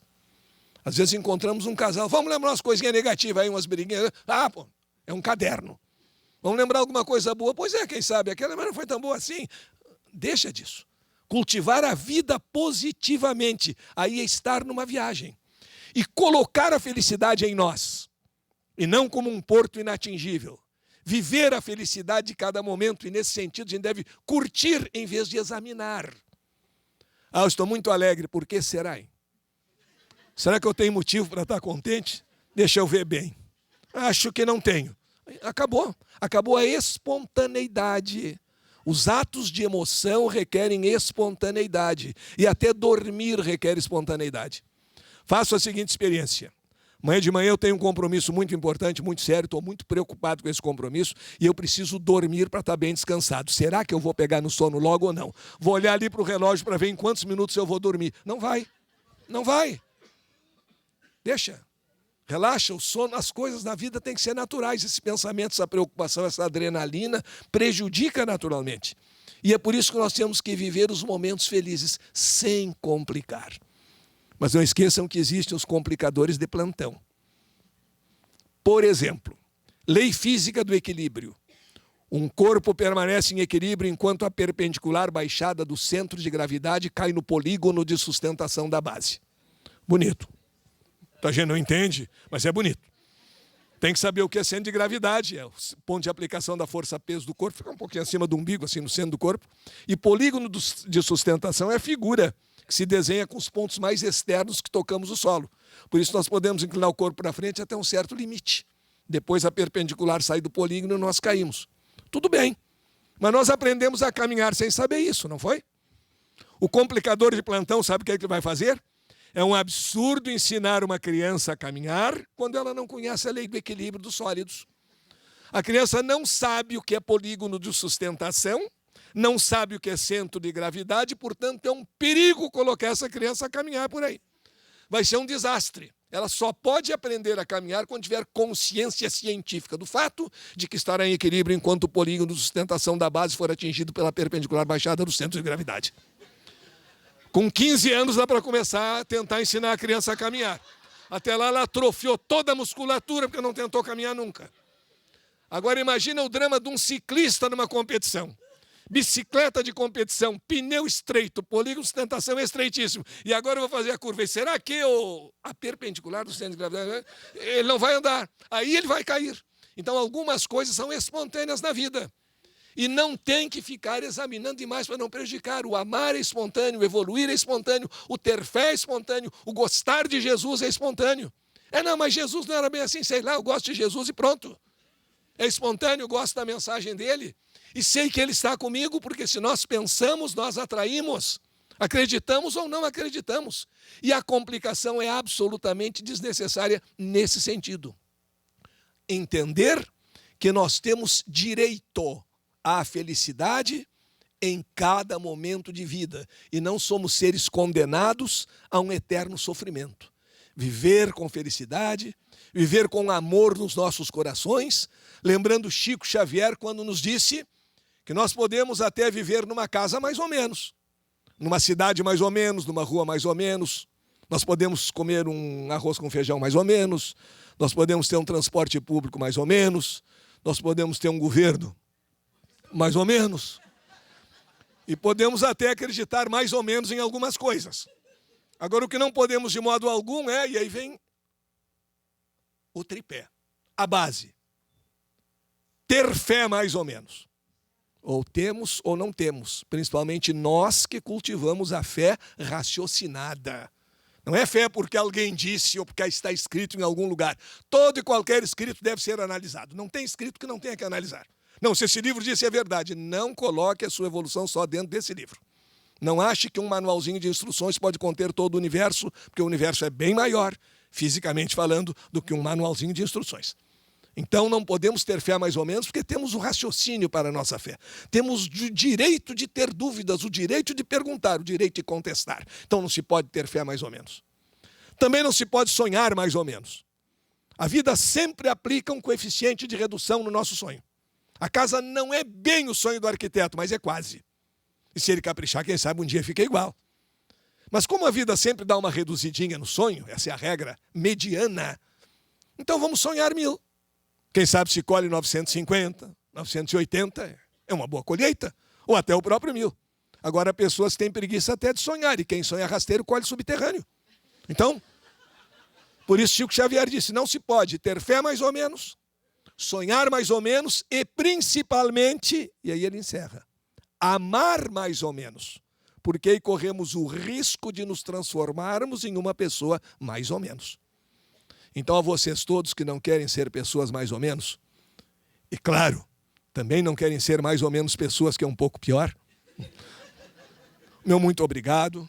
Obrigado aos diretores dessa casa por essa acolhida tão amiga e sempre à disposição de vocês para servir naquilo que for possível. Muito obrigado.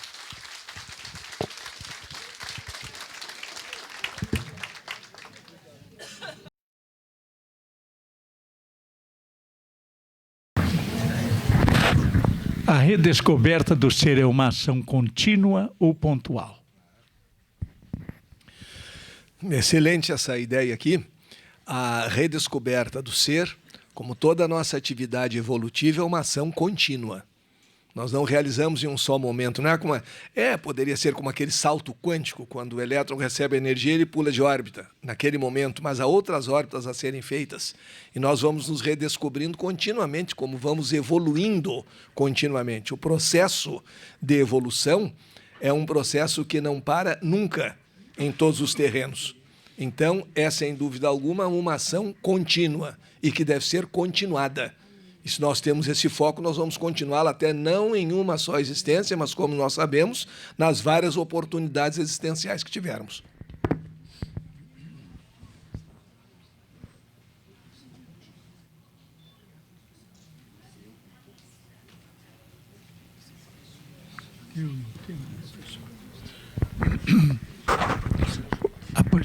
O pensamento... Eu não estou entendendo a palavra. Pensamento... Pois é, de energia. É uma forma de energia, isto. O sentimento, como o amor, a vontade, etc., também. O sentimento seria uma forma de energia anterior e mais sutil que o pensamento? A classificação de anterior ou de mais sutil é uma classificação que nós terminaríamos adotando alguma por simples convenção, porque são coisas que não estão ligadas necessariamente ao tempo, como nós estamos ligados na situação que vivemos agora, ligados ao tempo. Mas as emoções, naturalmente, que elas são ou produzidas, às vezes produzidas pelo pensamento, e outras vezes são geradoras do pensamento. Às vezes um vem antes que o outro. Às vezes eu estou pensando em alguma coisa, vou criando alguma emoção a partir daquilo que eu penso. E às vezes há um acontecimento que me emociona e depois eu vou fazer o relato. O porquê dessa emoção, o que aconteceu. O que é verdade, por exemplo, é que nos pensamentos nós não mandamos na sua chegada. De repente nós estamos pensando alguma coisa que nem gostaríamos de pensar. Mas nós temos que, pelo menos, começar a ter o controle do habite-se. Chegaste aqui, mas não tens habite-se. Procura, distrai, faz alguma outra coisa para não ficar remoendo, ruminando, não é? Que é o termo mais apropriado, que algumas pessoas fazem isso, ruminar ideias. Pegar uma coisa que já devia estar digerida, superada e eliminada, traz de volta e rumina. Isso não. Agora, a presença do pensamento, nem sei, às vezes qualquer coisa, nós fazemos uma associação de ideias, nós estamos pensando. Mas na presença dele, sim. Que tipo de pensamento nós devemos cultivar? Esse é um detalhe importante. Que tipo de pensamento vale a pena cultivar? Aquele que traz bem-estar para nós e para os outros. Aquele que nos dá vontade de progredir, de pesquisar, de amar, de viver. São os pensamentos que valem ser cultivados. Pensamento derrotista, não. Interessante um detalhe, eu não sei se está em vigor essa lei ainda, mas na França havia uma determinação de que aquelas emissoras de televisão e de rádio que não ficam 24 horas no ar, em geral não ficam lá, a maioria das emissoras de TV sai, funciona até uma determinada hora da noite, mas a última mensagem tinha que ser uma mensagem positiva. Não necessariamente uma mensagem religiosa, mas algo de bom. Uma cena bonita que fosse um campo florido, as videiras, ou um pensamento amoroso, ou um pensamento de conforto, um pensamento positivo, tinha que ser a última mensagem.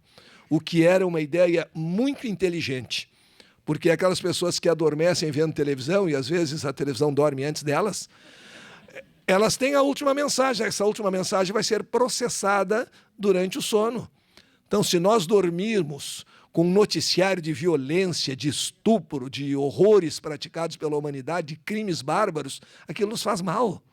Não é bom? Não que a gente não deva saber, a gente tem que saber das coisas, mas tomar conhecimento sem se deixar contaminar.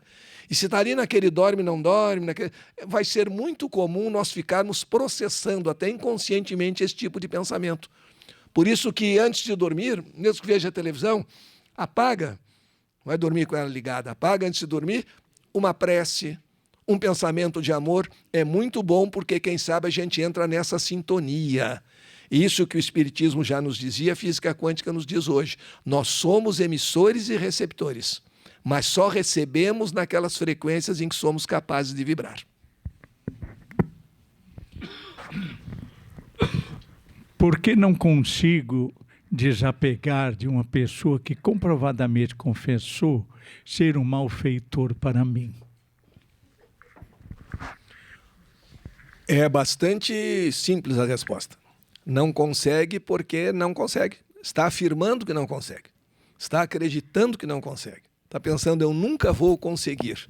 Não acredite que isso seja karma, que isso seja punição, qualquer coisa desse gênero. Mas se não pode amar a pessoa, também não se deve odiar, é óbvio. Mas se pode fazer um processo de desligamento daquela pessoa. É como a criança, imagine que a criança pudesse pensar, enquanto está no ventre materno, nos seguintes termos: eu nunca vou poder viver em outro ambiente. A expectativa do nascimento seria uma coisa horrorosa, seria absolutamente traumatizante, talvez nunca se adaptasse.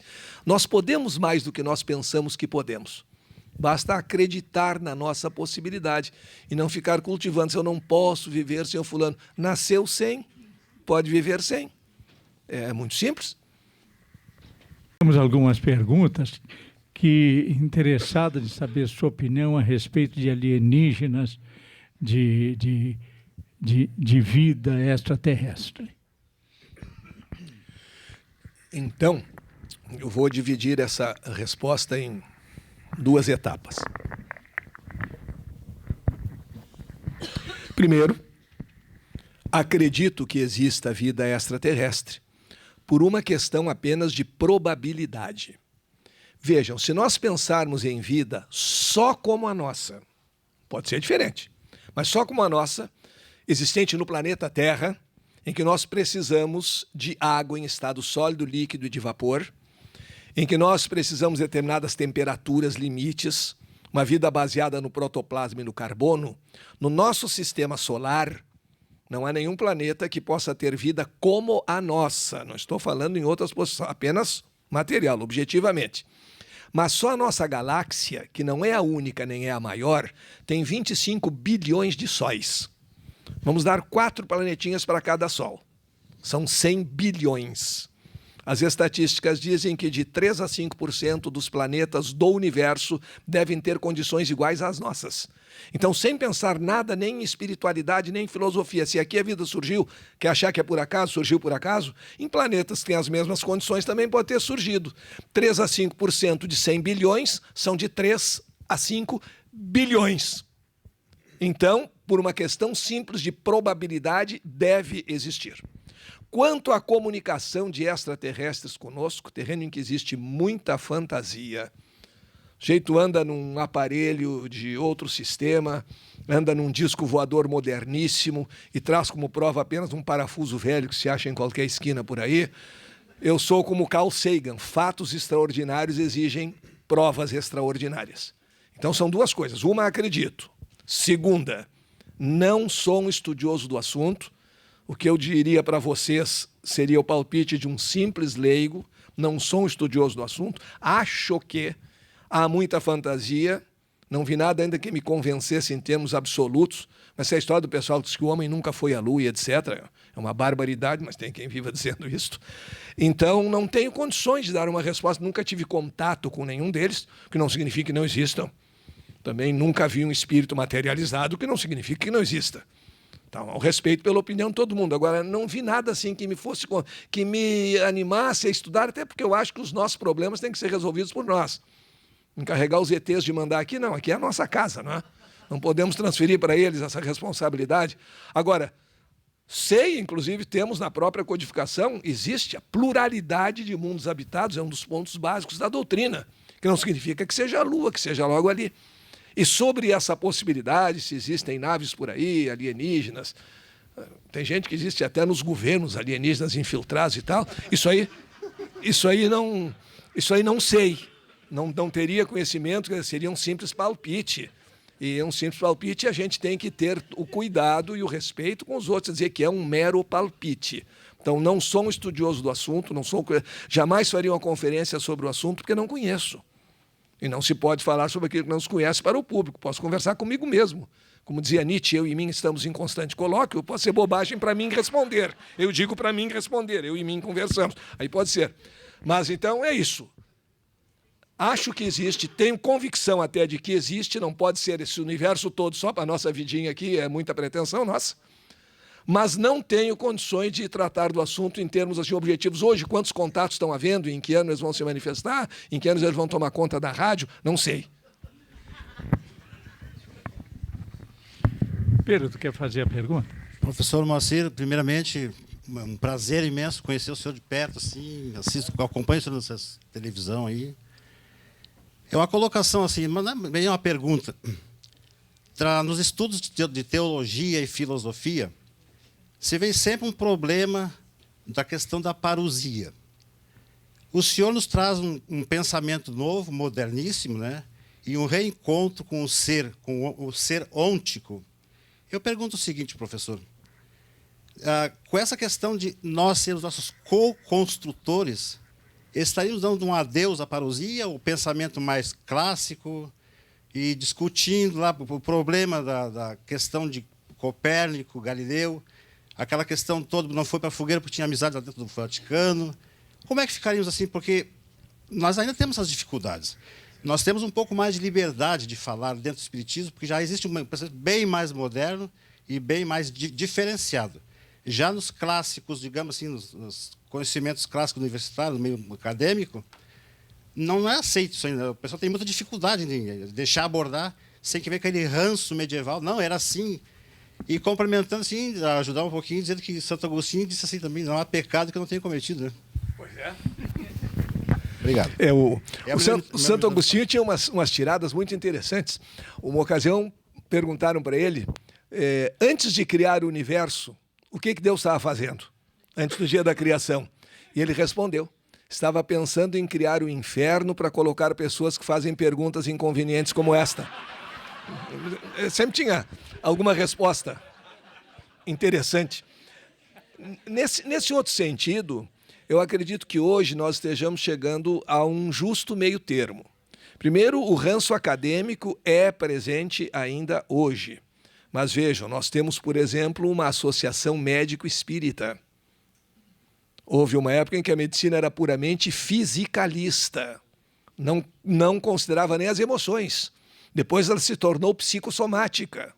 E hoje ela está se tornando também espiritualizada. Nós estamos começando, porque para curar é preciso conhecer. E só nós vamos curar integralmente o homem ou aumentar as nossas possibilidades de cura quando formos capazes de ver o homem como um todo.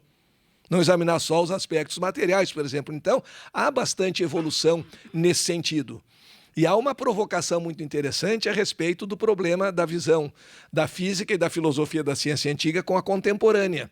Aquela visão do tudo estava escrito, que o observador não tinha nenhuma capacidade de intervenção, a chamada causalidade rígida, dada uma causa, os efeitos que se seguem são absolutamente previsíveis e imutáveis, teoria pela qual nós não podíamos fazer nada, ela ensejou no terreno da filosofia, das diversas teologias, a ideia do maktub. Estava escrito, destino rígido, fixo e imutável. Hoje nós entendemos um meio termo. Há determinados testes aos quais a vida vai nos submeter, muitos dos quais nós escolhemos e que poderemos superar ou não. Mas, fundamentalmente, dentro de limites, é óbvio, nós temos livre-arbítrio. Esse livre-arbítrio substitui a ideia do determinismo. Agora, esse livre-arbítrio é absoluto? Não. Cada um de nós pode mais do que pensa que pode. E pode melhorar. Mas em relação a si mesmo, nunca tomando o outro como padrão. Eu, por exemplo, não sou bom em desenho do natural. Para quem gosta de botar a culpa na infância, seria a culpa do parente de uma prima da minha mãe. Uma prima da minha mãe, uma parente que... Uma vez eu cheguei com um desenho da escola, e ela olhou e disse, mas que bonito esse teu desenho. E devia ter parado aí. Deixa a hermenêutica, deixa a interpretação para depois, porque só a criança sabe o que a criança desenhou. E ela continuou olhando e disse, está muito engraçadinho esse teu aviãozinho. E eu disse, mas não é um avião, é uma vaca. Não, chifre parece asa, alguma coisa assim. Isso poderia ter me frustrado, porque é um desenho horroroso. Eu quero desenhar uma vaca e sai um avião. Mas aí é bobagem, essa história de botar a culpa na infância, na vida passada. Nós vemos eu aqui agora, eu não tenho habilidade. Agora, se eu, por exemplo, quisesse fazer uma escola de artes, estudar pintura, eu poderia fazer um quadro, pelo menos razoável, que desse assim numa exposição beneficente para vender por uns R$300, quem sabe? Isso é possível. Melhoraria muito, porque agora eu não sou capaz de fazer isso. Mas melhoraria muito em relação a mim mesmo. Agora, eu não posso querer estudar arte um mês, um ano ou dois, é bom. Agora estão falando com o novo Van Gogh. Salvador Dalí não existe mais, Picasso já era. Não, porque nós podemos evoluir em relação a nós mesmos. Não tendo nenhuma habilidade, vai tentar fazer 3 embaixadas assim, não consegue. Aí se disser, como aquela história do eu nunca vou esquecer alguém, eu nunca vou conseguir, não vai mesmo. Mas hoje não consegue fazer 3 embaixadas. Treinar bastante, pode fazer umas 15, 20, mas não vai ter uma habilidade de um Lionel Messi. É diferente. Nesse sentido é que o nosso livre-arbítrio é limitado às missões, às nossas possibilidades, mas nós temos escolha. E somos os construtores do nosso destino. Naturalmente que não também em termos absolutos. Nós temos os nossos resgates, nós temos os nossos projetos de vida, nós temos aqueles exames pelos quais teremos que passar, mas que não devemos entender nunca sobre esse aspecto de punição, porque quando alguém pensa que está simplesmente sendo punido e nem sabe por que está sendo punido, a reação não é boa. Se nós sabemos que o obstáculo está ali para que nós nos provemos que temos energia suficiente para saltá-lo, é bem melhor do que sentar na beira do muro e se queixar do tamanho do muro. Não vai mudar o muro e nós vamos ficar sentados ali por todo o tempo. Em parte, talvez tenha respondido. O otimista sonhador tem chance de sucesso, de realização? Devemos só entender bem o que é a palavra sonhador, que não podemos confundir com delirante. Claro, porque o delirante ele perde a noção da realidade.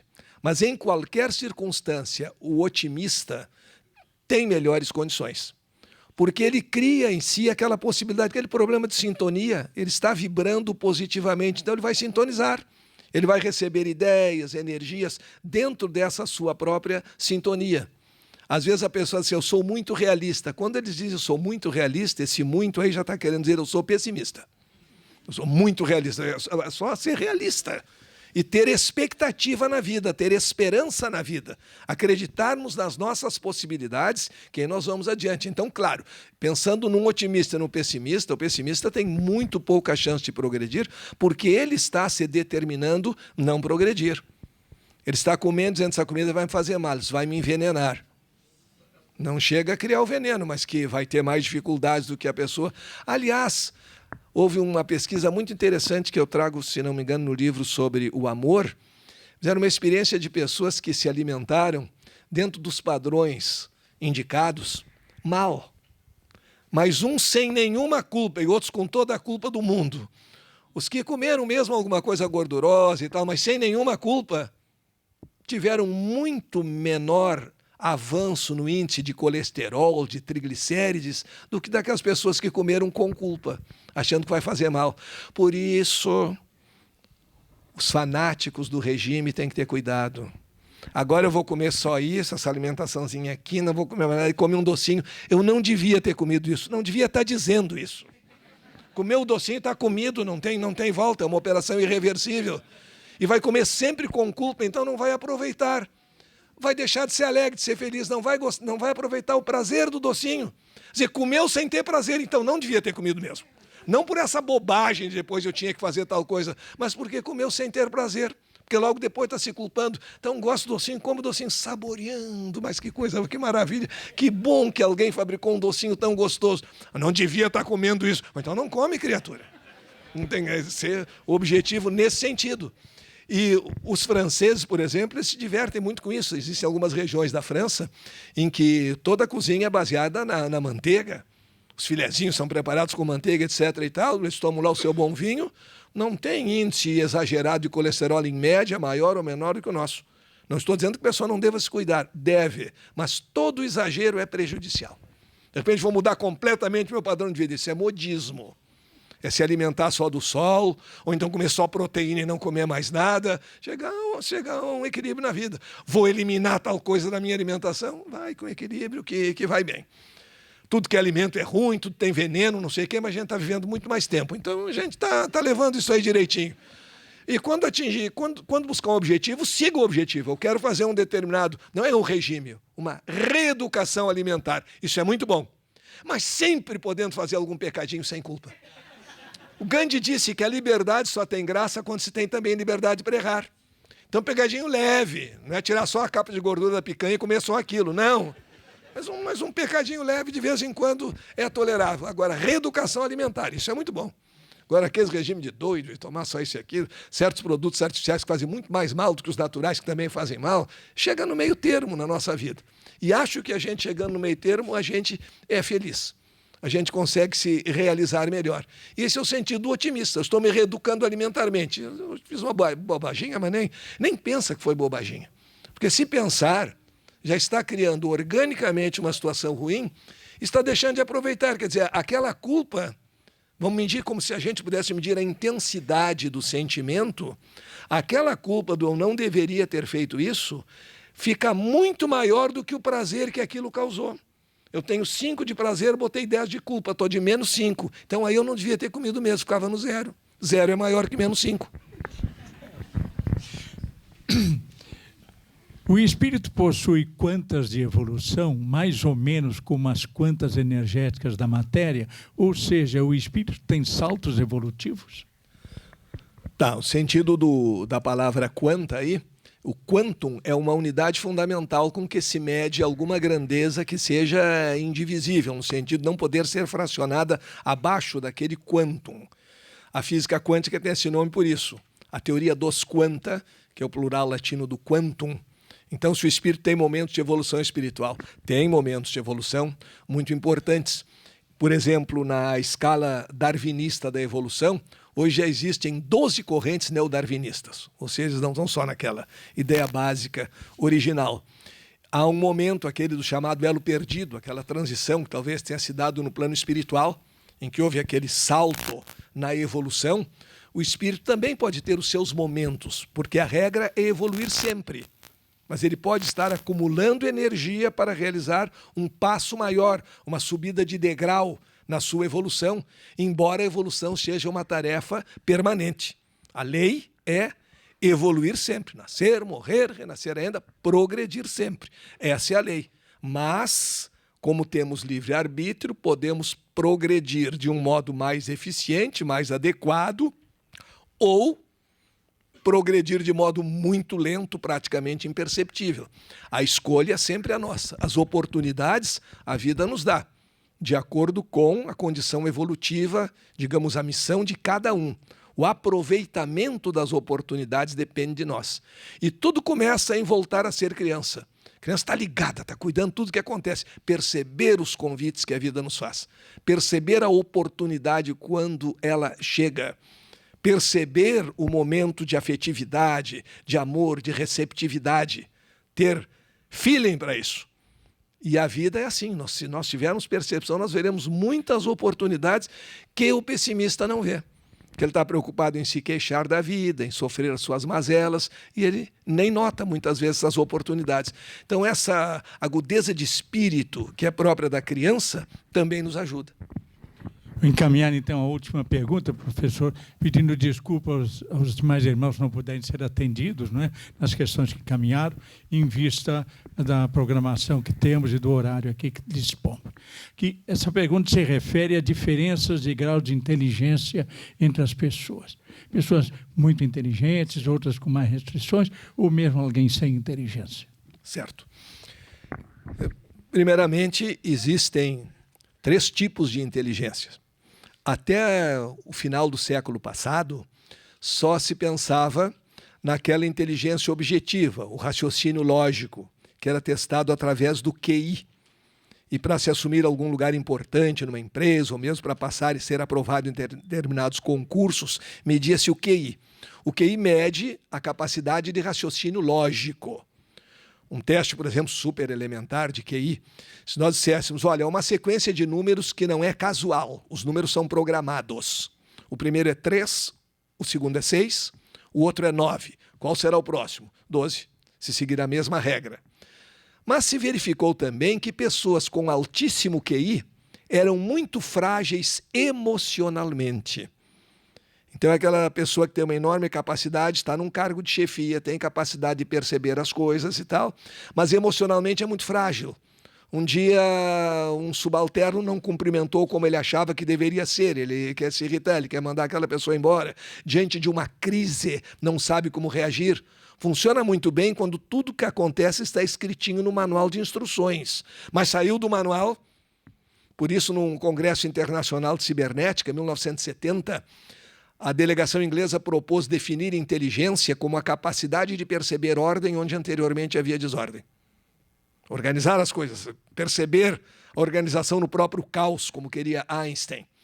Então se verificou que além da inteligência objetiva, lógica, existe também uma inteligência emocional. e se criou a medida da inteligência emocional, o QE, o quantum emocional de inteligência. Mas depois se verificou que as pessoas, mesmo com esses 2 graus de inteligência, ainda tinham algumas deficiências. Alto QI, sabe planejar bem as coisas. Aconteceu algo que não estava previsto. Domina o problema emocionalmente.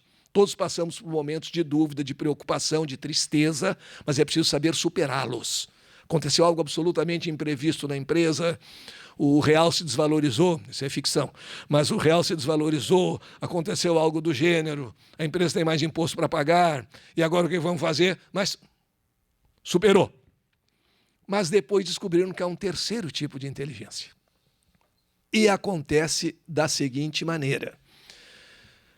Quando se faz as pesquisas, a Margaret Whitley, que escreveu muito sobre a inteligência nas empresas e o novo modelo de liderança dentro da física quântica, mostrou o seguinte, que pessoas que são convidadas para detectar problemas em organizações verificam que depois de decidir, de tomadas as soluções para o problema, e essas pessoas se retiram, mais de 70% das empresas voltam a viver o mesmo problema, caem no mesmo problema. Então, primeiro, chama alguém de fora, porque quem está envolvido emocionalmente pode não perceber a solução. Traz a solução, mas tudo se refaz. Por quê? Aí vem o terceiro tipo de inteligência. Eu devo ter uma boa previsão das coisas, a inteligência lógica. Eu devo ter inteligência emocional, aconteceu o imprevisto, aconteceu algo ruim, sair daquela situação ruim. Mas é preciso mais. Não voltar à situação ruim. Examinar quais foram as causas daquela situação difícil. Não somente tomar as medidas emergenciais para sair daquela situação, como também verificar quais foram os acontecimentos que levaram àquela situação, para não repeti-la. Sabe como se chama isso? Inteligência espiritual. QS, Quantum Espiritual, da inteligência. Então nós hoje lidamos com 3 aspectos. O superior é o espiritual, e um não exclui o outro. Não é preciso que quem tem alto QI não tenha um bom QE ou um bom QS. Pode, mas a inteligência mesmo é a soma de todas essas condições, e em cada setor nós temos diferentes graus de inteligência. Pessoas com mais facilidade para entender raciocínio lógico, com menos capacidade. Pessoas mais fragilizadas emocionalmente, pessoas que controlam as suas emoções. Não abafam, a emoção não é para ser morta, abafada, mas é para ser controlada.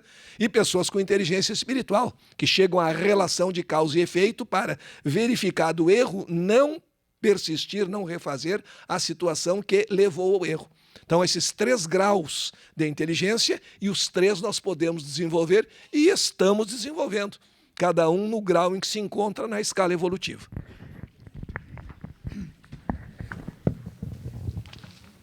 Bem, irmãos, caminhamos nosso encontro para a sua fase de encerramento, embora o professor se disponha a autografar os livros que os irmãos tenham adquirido. Ele vai continuar aqui conosco à disposição para os autógrafos.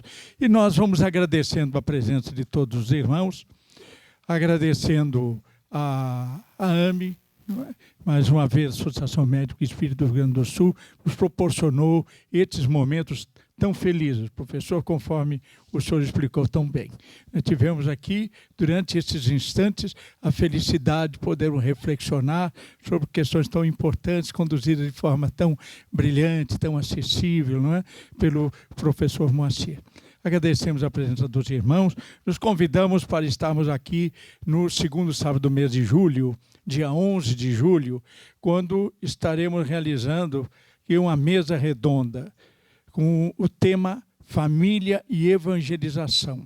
E também o lançamento da última obra da trilogia Ciência, Saúde e Espiritualidade. Portanto, o volume 3º desta obra será lançado aqui nessa ocasião entre nós. Estarão aqui o Dr. Gante, médico geriatra, a doutora Sheila Simões, psicóloga, Elizabeth Schuch, retornando à nossa casa, também psicóloga, e o nosso irmão Paulo Rogério Aguiar, médico psiquiatra, estarão aqui debatendo e trazendo este assunto, família e evangelização. Estamos todos convidados dia 11 de julho, às 19 horas.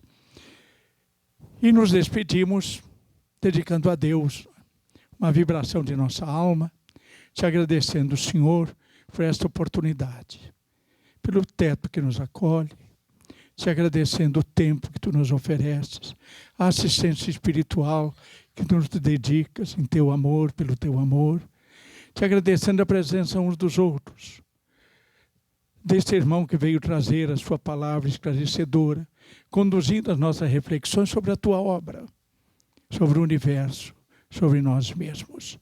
Nos sentimos mais perto de ti neste instante, pelo sentimento que envolve a nossa alma, quando dizemos a ti muito obrigado, Pai.